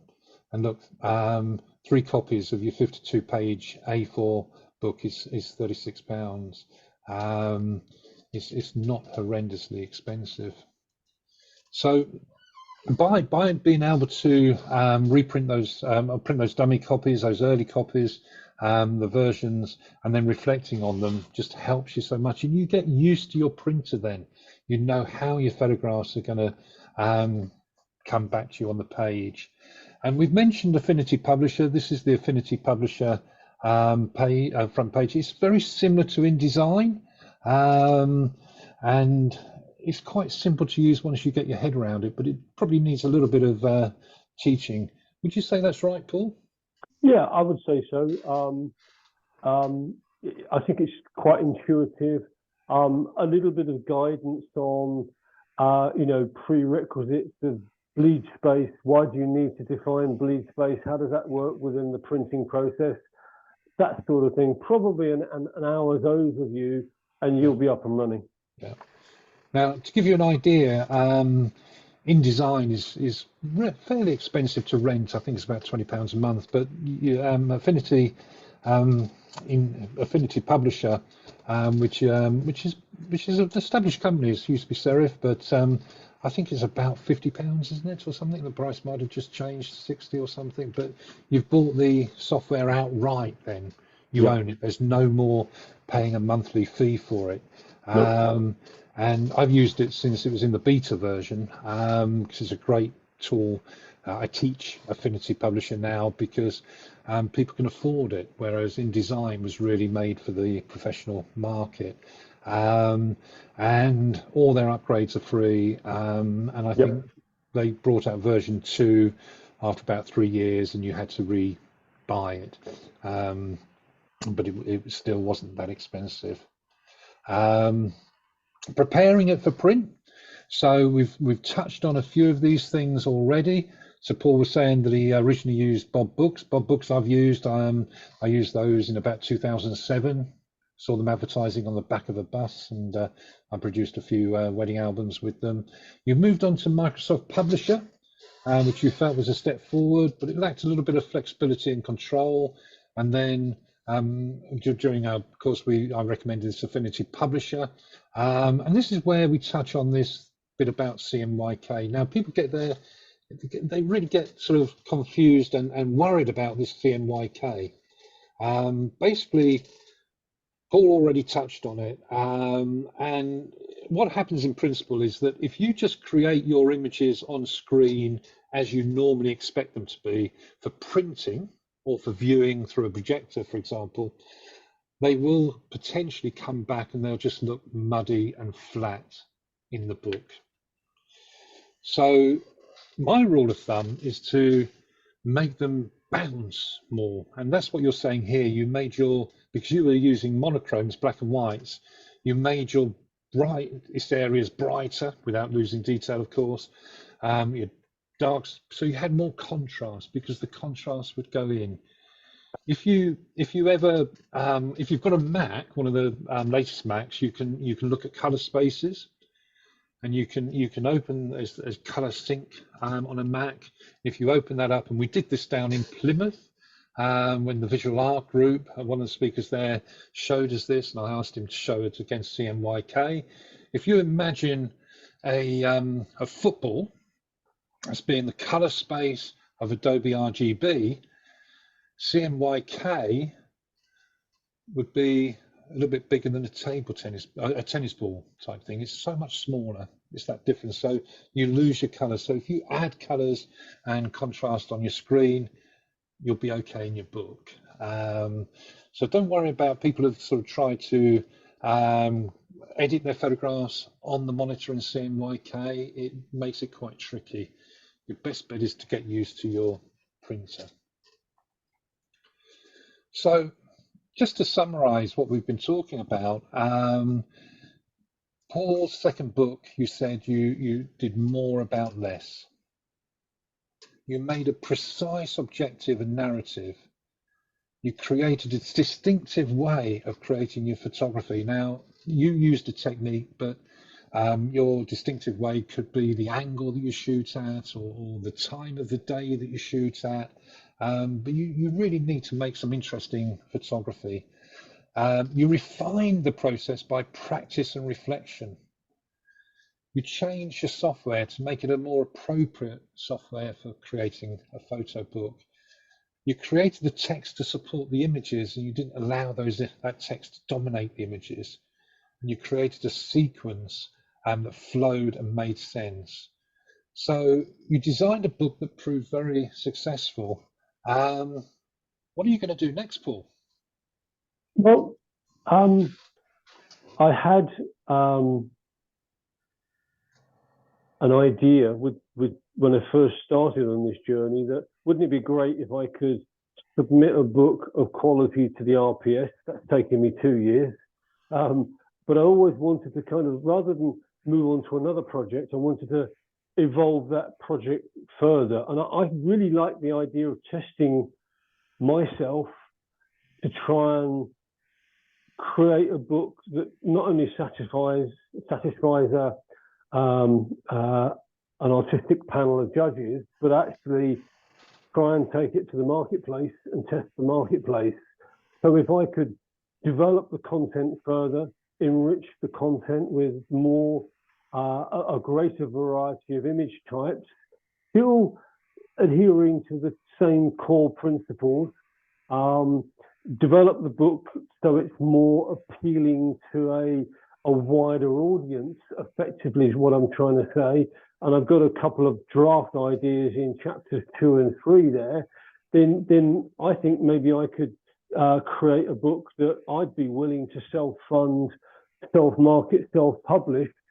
I'm very happy to walk into an artisan bookshop and try and persuade them to try and sell it. Whatever ideas I can come up with, I'm very happy to explore. So I'd like to try and broaden the appeal of the book. I'd like to try and take that book to market. Ideas for chapters 2 and 3. I'd like to build on what I have as a foundation. I like the idea of exploring some more abstract style work, and I've got some ideas evolving on that front. And I'm also talking to a source of vintage photographs from the last 150 years.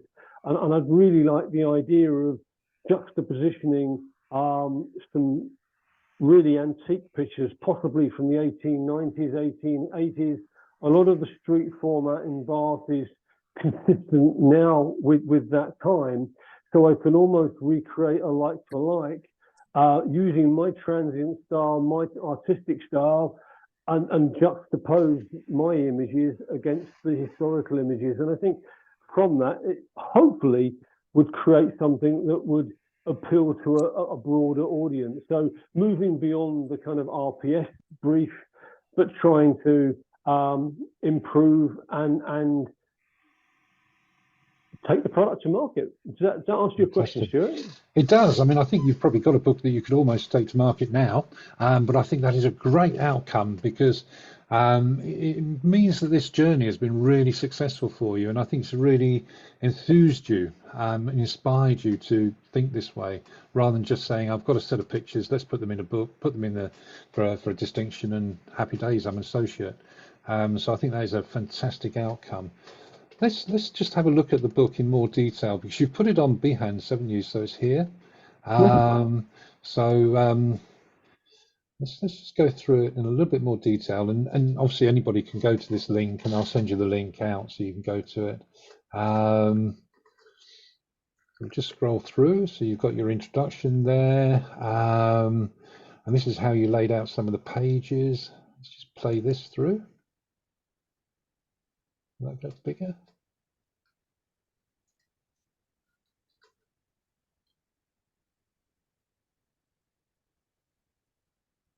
I thought Behance is an interesting platform because it's kind of a very creative, artistic platform, and people are not big on social media, so I think I would struggle to promote myself in normal social media terms. But this is very much product focused, project focused. Sorry, so you can post a project and people can find it, comment on it, and you can share it with people. So I thought it was a useful semi-social media platform, project oriented for creatives, and I thought that was quite interesting.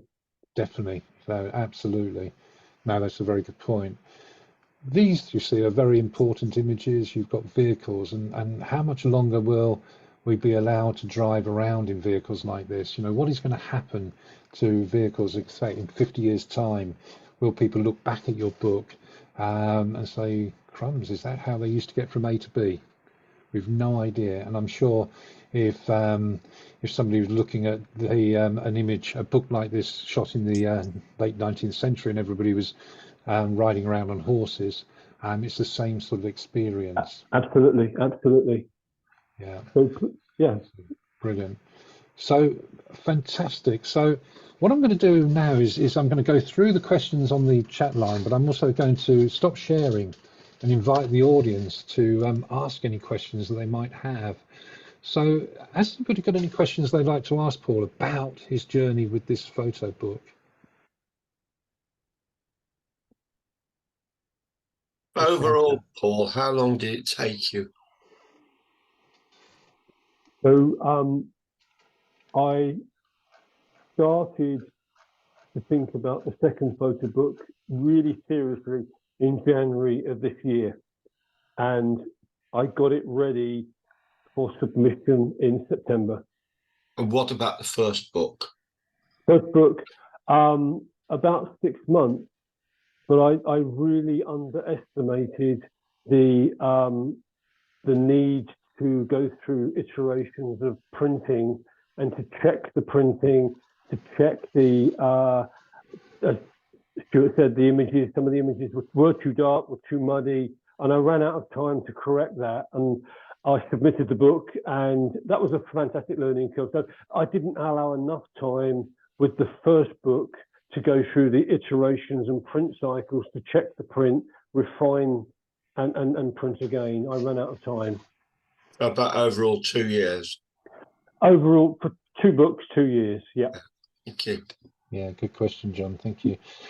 There's a question actually in the chat room that I'd like to cover, and it's from Mike Kitson, and he's referring to the tissue paper book, struggling to find a photo book printer to make something like that, and yes, it would be difficult, Mike. I'm going to invite Richard to chat about that in a moment, because I know Richard's been doing this, but one way you could do it is digital printing will just print you loose leaves, and then you could go to a bookbinder to actually get the book printed afterwards, so put the tissue in yourself. But what thoughts have you got on that, Richard?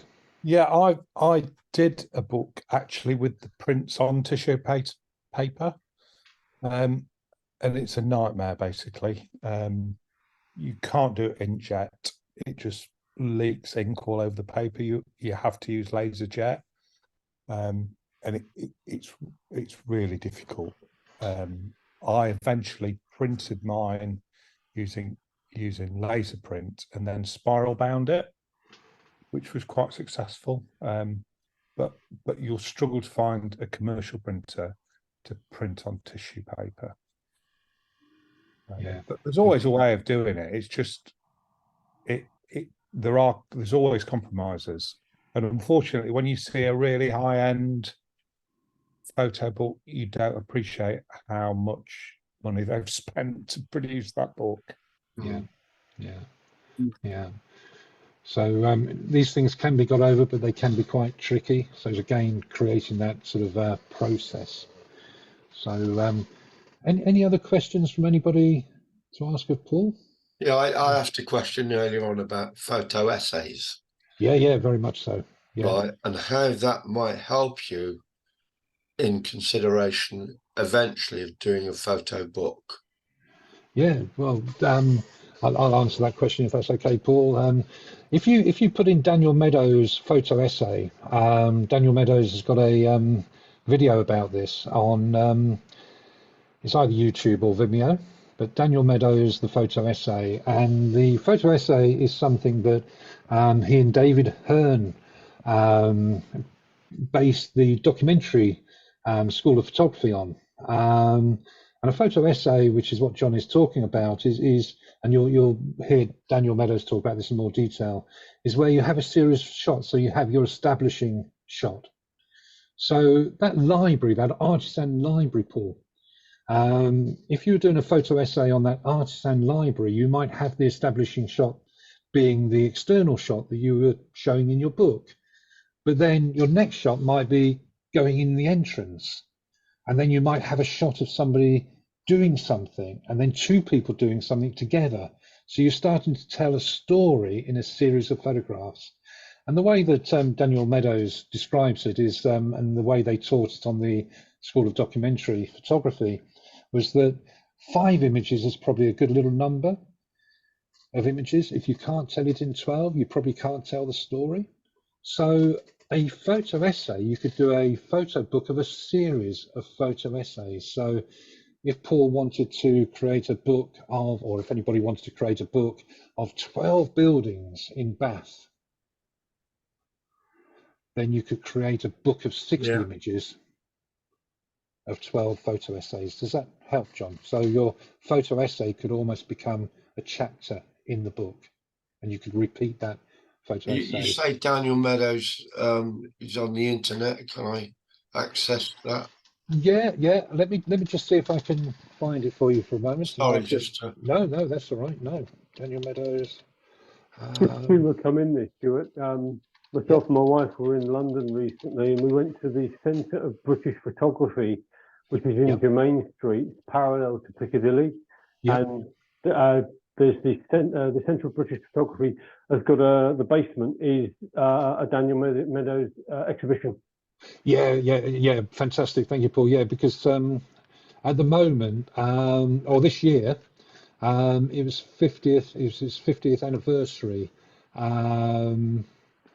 of his photo bus project. So it was 1973. It's all about the photo bus exhibition. Yeah. So it's the 50th anniversary. And it's free to get into as well, by the way. Yeah. So I'll just change that meeting group chat. If I just put a message on the group chat with the link to it, John. Thank you. Yeah, but I'll just very quickly let me just get that to a point past the adverts. Empower your students at every stage of the writing process with Grammarly's generative AI. Very quickly share my screen just to show you what it looks like, what you're looking for. So can you see it there? Yes. Yeah, so that's what you're looking for from that link. But all I put in was Daniel Meadows, the photo essay. Okay, thank you. It describes it in really good detail. That was a great question. Thank you. Lovely. Any other questions at all? Can I ask a question, please? Of course, Paula. This is for Paul. Obviously, he passed the associate level of the RPS. Is there anything that he thinks that he could have done differently or felt he should have done in so sort of as he'd finished it and it had been associate level, the award was given? Is there something now that he looks back and he thinks, well, could I have done that differently, or should I have done that? I think I'm really happy with the way Paul is my wife, by the way. So I was going to say, you did say to me afterwards that you wish you'd put a dedication to your wife in the book, and thanks her for all the time and. Oh, so much time. I'm very happy with the book. Interestingly, slight aside, but I have printed a number of the images, 18-inch by 12-inch prints, and I'm really happy with the blown up images. Yeah. But I can see elements that I could improve under the microscope, definitely. But no, I'm really happy with the project that was submitted. Yeah, I think that's a really good question, Paul, and I think everybody should do that, because people talk about this concept of perfection, and I don't know what they're talking about, because what is perfect in life? We all see things differently, don't we? And as we develop our skills, when we look back, I mean, Paul, at some point, even though that book is absolutely brilliant, you will look back and think, why didn't I do this? Why didn't I do that? Because you will learn new techniques and new approaches. So that's a really good question. Can I just say something, Stuart? Yeah, of course, Richard. Yeah, I was in the assessment for the book, and they've changed the process now so that you apply for the level that you apply for, and Paul's book passed the A assessment really easily, and it could have been successful at fellowship, but it might not have been. There were one or two things that people were talking about during the assessment that weren't perfect, that might have prevented it. And that's the gamble, isn't it? If you go for a fellowship and you're not successful, would you have been better going for an associateship? But it flew through the standard. It really did fly through the standard. Thank you, Richard. Nice to hear. Thank you. Yeah, no, thank you for that contribution, Richard. Yeah, when I originally created the genre, I got them to experiment with a situation where if somebody went for one level, if we felt that it was on a different level, we could award that.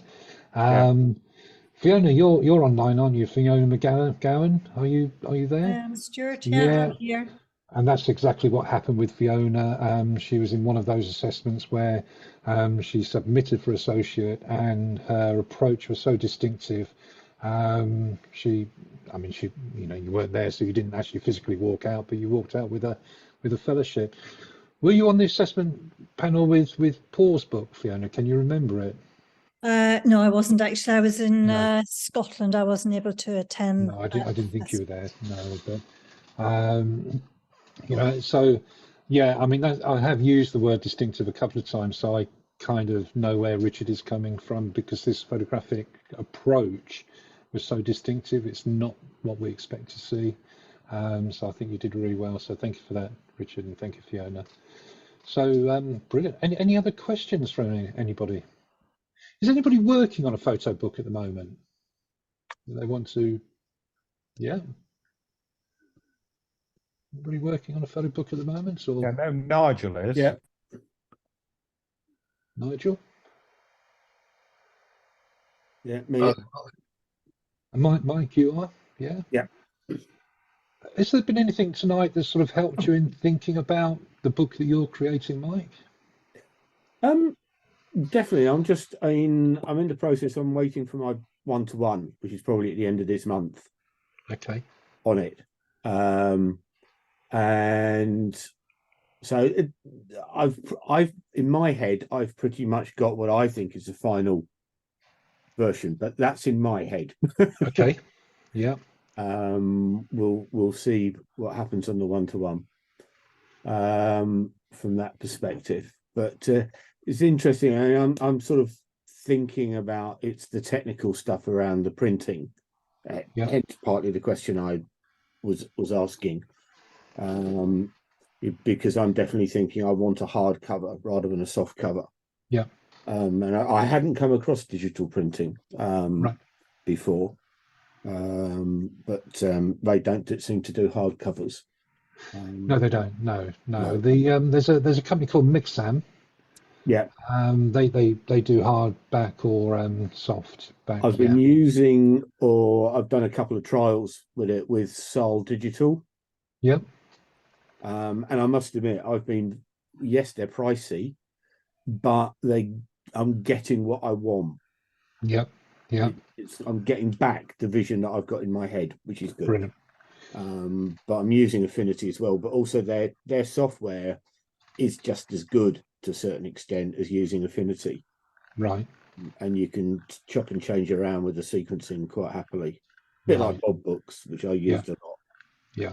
And stuff. Yeah. I mean, one way of working is because I think what Paul was describing there was exactly what I advocate. But if you can make some dummy books as you're going along, you learn so much from that. Yeah. So if you want a hardback book at the end of the day, there's nothing stopping you creating some softbacked dummy books along the route, as long as you get the sizes correct. Yes. And with digital printing, you can select a custom size as well. You don't have to be defined by. So Blurb, they have some specific sizes which are different to everybody else, I think, to try and lock you into them. But you can create some dummy books through one of these digital companies. So that's brilliant. Thank you. Yeah, I was in terms of sequencing and that sort of dummy book, because my book is made up of pairs of photos that have to be on opposite pages. Yeah. And consequently, go back to something that Paul was saying, it won't work as a panel for the RPS because they're odd numbers, not even numbers. Bizarre, but there you go. So, and I was printing both out onto a page, onto a sheet of A3, and then basically stapling them back to back so that I could actually create a book and move it all around. Yeah. Which worked perfect. Well, it worked quite well. I have a question for Paul. Paul, did for the Bath book, a lay flat, did you consider using a lay flat printing? Interesting question, actually. And I remember discussing it with both Richard and Stewart in different conversations.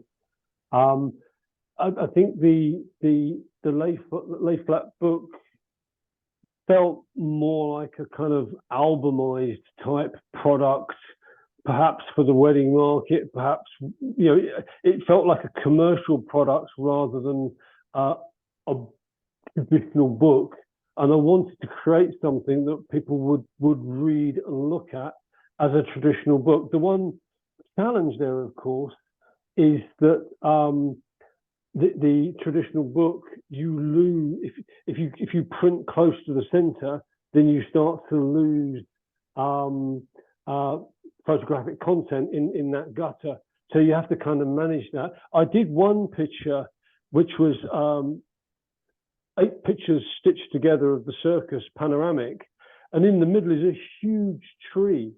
So actually, the gutter did me a fantastic favor of sucking in the tree trunk and allowing me to focus and spread.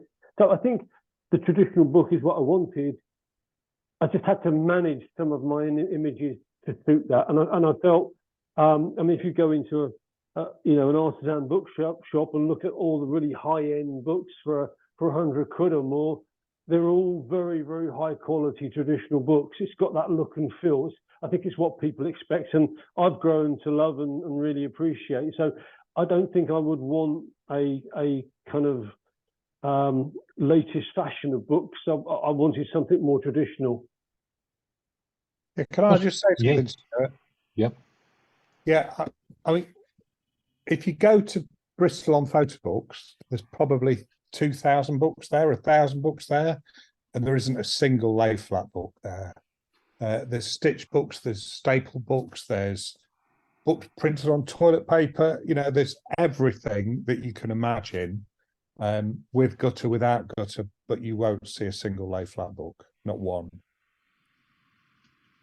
Does that answer your question, Jay? Thank you, Richard. Yeah, very, very interesting.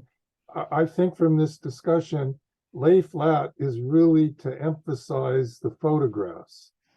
So it's really sort of a photographic presentation rather than more of a photo book, was what I get from Paul, your response. Traditional, when you mount a photograph on the wall, it's flat. So if you're really focused on the photographs, that's the lay flat. Whereas if you're focusing on a book that's telling a story, that's more involved, that seems to be the traditional to a certain extent, Jay. I mean, what I normally recommend is that with a perfect bound book, which most are, to be fair, then have your margins. If your margins top, outer and bottom are, say, 12 mil, make your inner margin 24 mil. And then your photograph gets pushed out a little bit, so the photograph doesn't disappear into the gutter. Right. What Paul was talking about was using the gutter to be beneficial, to lose a little bit of that tree in the gutter. You can do stapled. You get stapled zines, for example, which lay flat more than the perfect bound. Right. I always think about the lay flats as being more a photographic album. So if we go back to the wedding albums when they were being printed from film, you would have that sort of rod in the middle, and then the pages would lay flat there.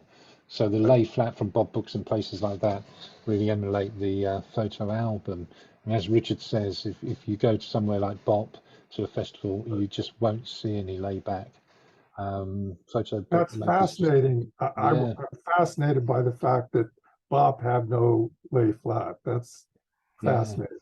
Anyway, thank you. It gives me a lot to think about. Yeah. Thank you very much. Great question, Jay. Thank you. I have a number of ideas about a photo book.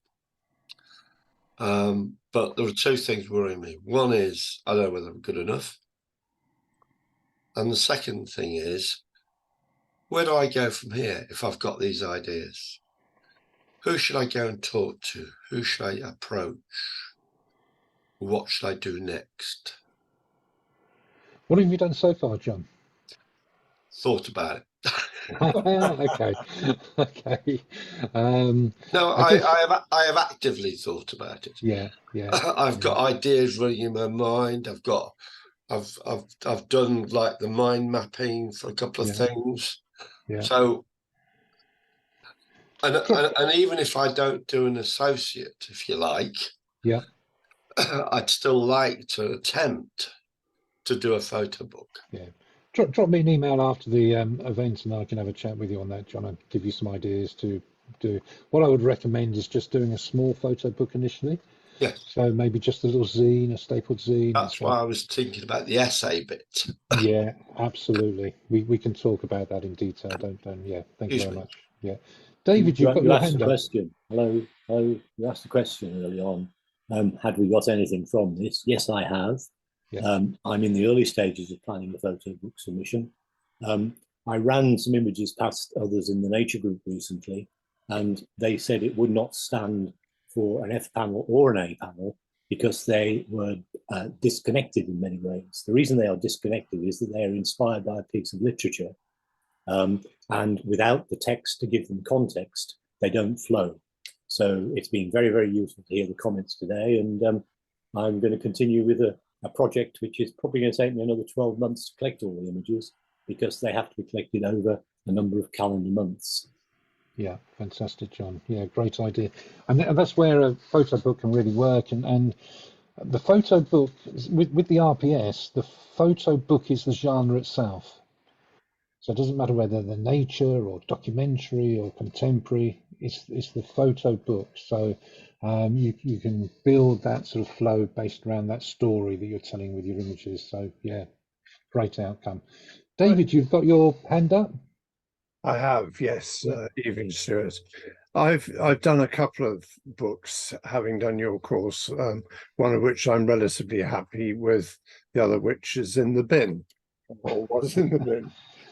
But I got a really interesting project, so I'm just wondering where you would refer me to. My 99-year-old dad decided earlier this year to give me all the old family photographs. Oh, right, okay. Some 10,000 prints, no negatives, no prints, some of them going back 150 years, which he said to me, do you think you could make a book out of this? And I said, probably lots.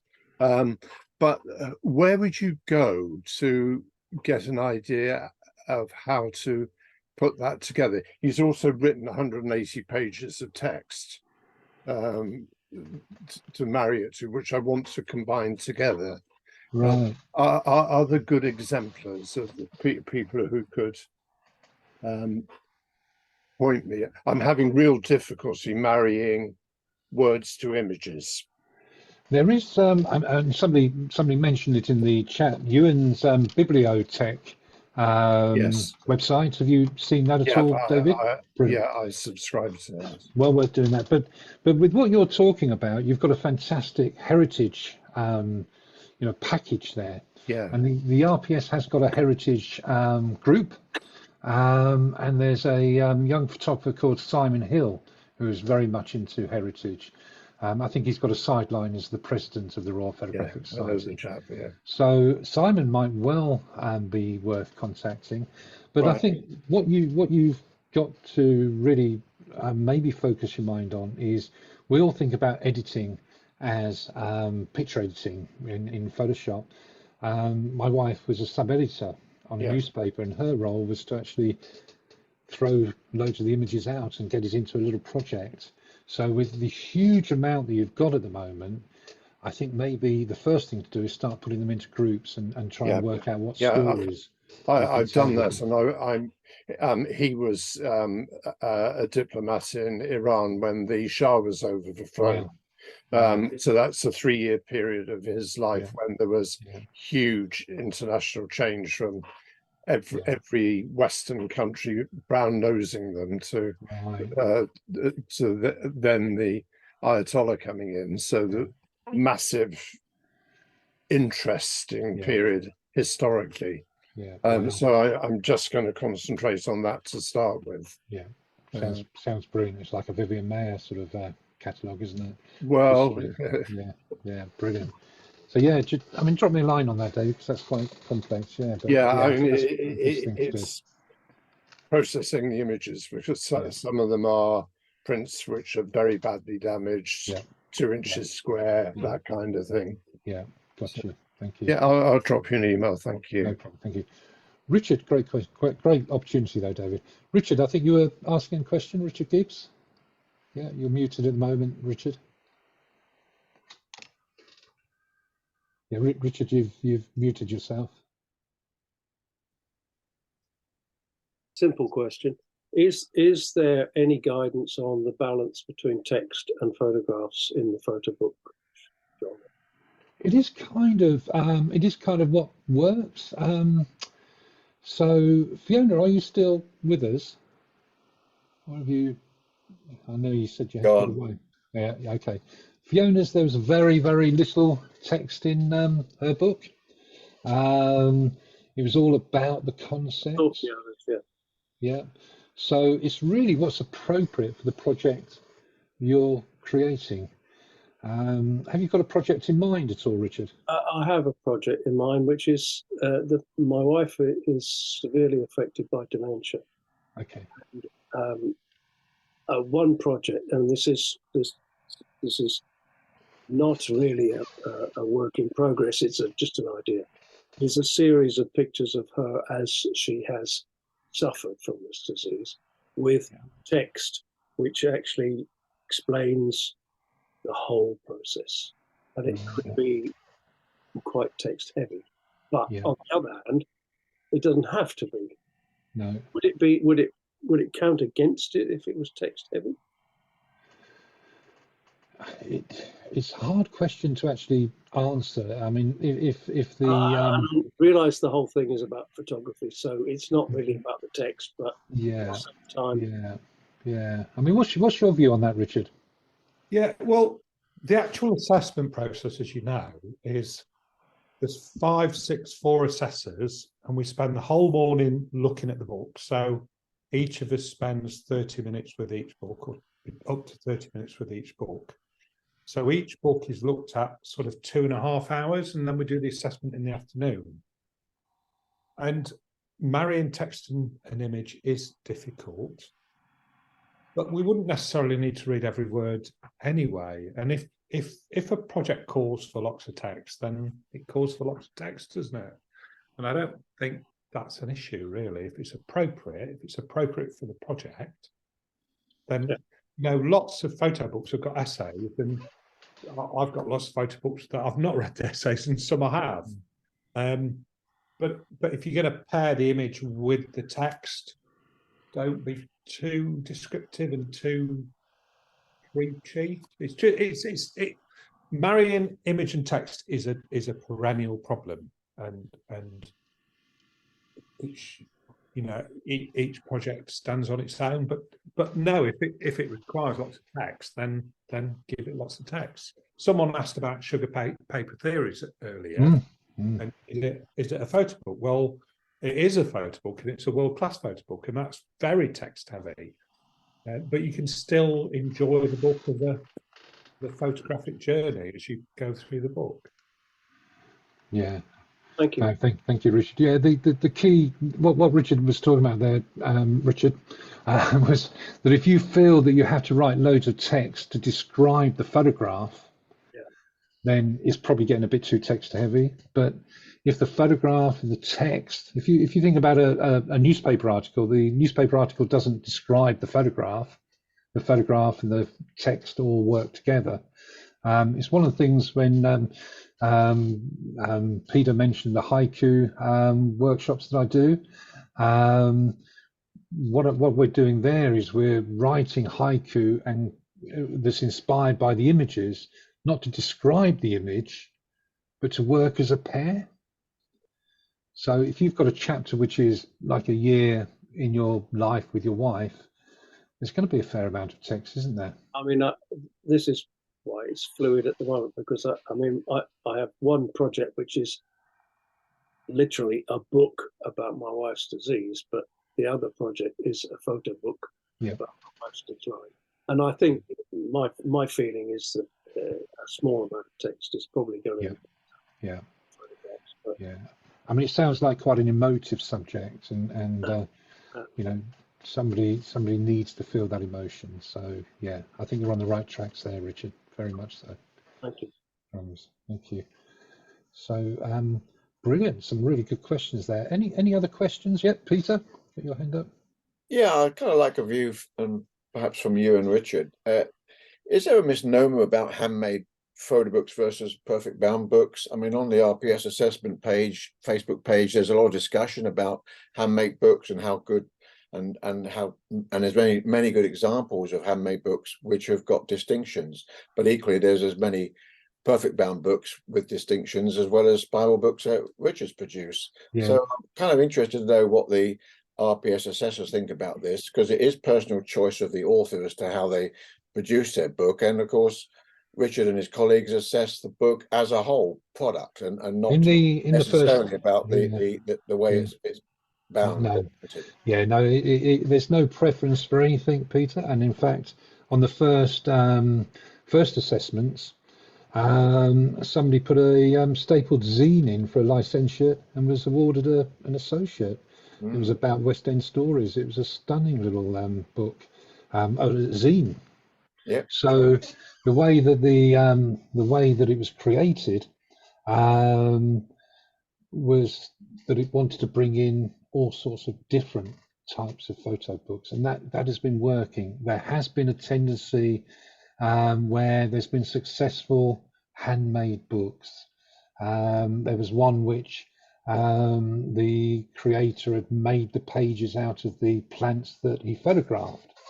It's an incredible book, but it's not something that everybody's going to want to create. So it's about the content as much as anything. Richard? Yeah, what I would say about handmade books is if you're going to make it by hand, make it well. Yeah. We haven't had any books that have failed because of construction that have been made commercially, but we've certainly had handmade books that have failed because of poor construction. So I think if you're going to make a handmade book, there's got to be a reason for it, and if you're going to do it well. And if you can't do it well, then do it commercially. And if there's not a reason for it, I mean, Fiona's book was handmade. Bridget, who's just been successful, hers was handmade. But we've had a number of books that have failed that have been handmade because they've been poorly constructed. Yeah. Thank you very much. Yeah. So in answer to your question, no, it's you go for whatever you prefer. And Paul was just a soft backed, digitally printed book. It was absolutely marvellous. So it's about the content as much as anything. So does that answer your question, Peter? Thank you very much. That's excellent. Yeah, thank you, Paul. I was just going to say, I was referring to one of the earlier questions. I was really keen to go with hardback as well, but I think the overall quality of digital printing and the speed of the turnaround really worked well for the work process, and being able to see the, I wanted to review and see, check, reprint, and that process worked so well. So sacrificing the hardback, going digital printing, for me was a small price to pay. Yeah, absolutely. Brilliant. So I think, unless there's any other questions for anybody, I think we've had a great evening. Has anybody got anything they're burning to ask? Otherwise, I think it's maybe coffee time. Lovely. Well, thank you ever so much, Paul, for sharing your journey. Thank you for Richard and everybody for their contributions, and thank you for the questions, and thank you. Just one new message in the just scroll to the bottom in case oh yeah, Tom's saying thank you very much. So thank you ever so much for attending, and please do keep in touch. Let me know how you're getting on with your projects. I'm really interested to hear the books that you're producing. In fact, I've just seen Judy's name on there, and of course Judy and Daryl, they came on the travel branch, and they've just created a fantastic binding mechanism for photo books. So do look up Judy. And Judy, is it on your blacksmith website? Are you there? Maybe she just maybe she's going to put the kettle on. Let me just have a look. Anyway, I'll send you a link to it, because it's a super way of making a handmade book. Thank you ever so much, everybody. It's 9 o'clock. We've gone 30 minutes over the time, but I think we've had a great conversation. Once I've got the link for the recording up, and I'll send you that, and I'll send you all the links to the websites that I've shown you tonight. Thank you ever so much. You have a great time. And Paul, once again, thank you ever so much for your time, and well done on your photo book success. Thank you very much. Thank you. Watch. And Paula, thank you very much for allowing Paul to make his photo book. Thank you so much, everybody. Good night. Bye-bye. Safe. Thank you. Good night, everybody. Bye-bye. Bye.